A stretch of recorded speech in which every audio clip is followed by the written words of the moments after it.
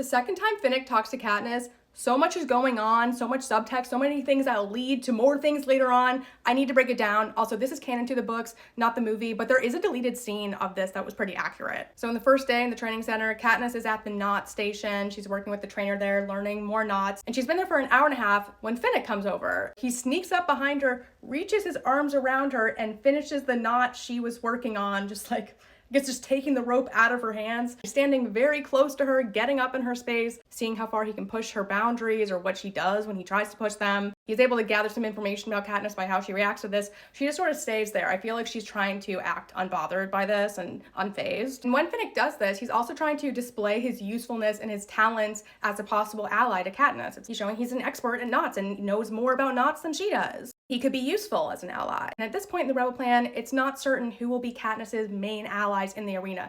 We know half the victors are in on it, but they sort of need to divide and conquer. Like there's sort of Team Protect Katniss and Peeta, Team Protect Beetee, and obviously half the victors can't all come together and form an alliance because obviously that would be very strange. The Capitol would know something's up, like whatever. And by coming up close behind her like that, he's still presenting as Capital Finnick, the flirt, the guy who touches everyone. You know, victors are watching, game makers are watching. The next thing Finnick does after this, again, he still hasn't said anything. He grabs his own piece of rope and then he ties the knot that they use for public executions. I'm afraid to say the word for what it is. And then he takes his rope necklace, puts it around, and then pulls it and pretends to, himself. Katniss says, for her amusement, like he's being somewhat silly doing this very dark thing. And Katniss rolls her eyes and walks away, and that's the end of that interaction. And him doing this not only foreshadows that he's going to die later on, but it also foreshadows the way he dies. I mean, he doesn't die exactly that way, by a rope thing, but it's implied that the ultimate death bite he gets from a lizard butt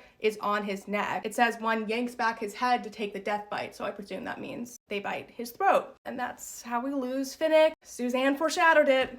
She foreshadowed it. When Finnick does this thing with the rope necklace, he's revealing some of his true self to Katniss, a part he needs to keep hidden. By doing that, it shows he's not excited for the games, obviously. He expects he's probably gonna die, just like how she does. And of course, rope necklaces are the common form of execution in the districts. By doing this whole thing, Finnick's showing that he knows this is just the Capitol's way of executing the victors. They're veiling it as the Hunger Games, but it's really just an execution. Snow wants Katniss dead, he wants other victors dead to set an example, and Finnick is aware of this, and he's trying to signal that to Katniss, I think. And then Katniss is inspired by this rope necklace during her private training session when she's, gonna be scored on her skills. She takes a dummy and then makes a rope necklace trying to recall what Finnick did, and she makes a mock execution display of the old head game maker, Seneca Crane, who was executed. And this freaks the game makers out. She's sending a very clear message and reminder that they are all pawns. They are not immune. They can make a wrong move during the games and die for it, just like she and the other victors can. They are vulnerable to Snow and to the larger Capitol control. Just an overall fantastic FU, and Finnick helped inspire it.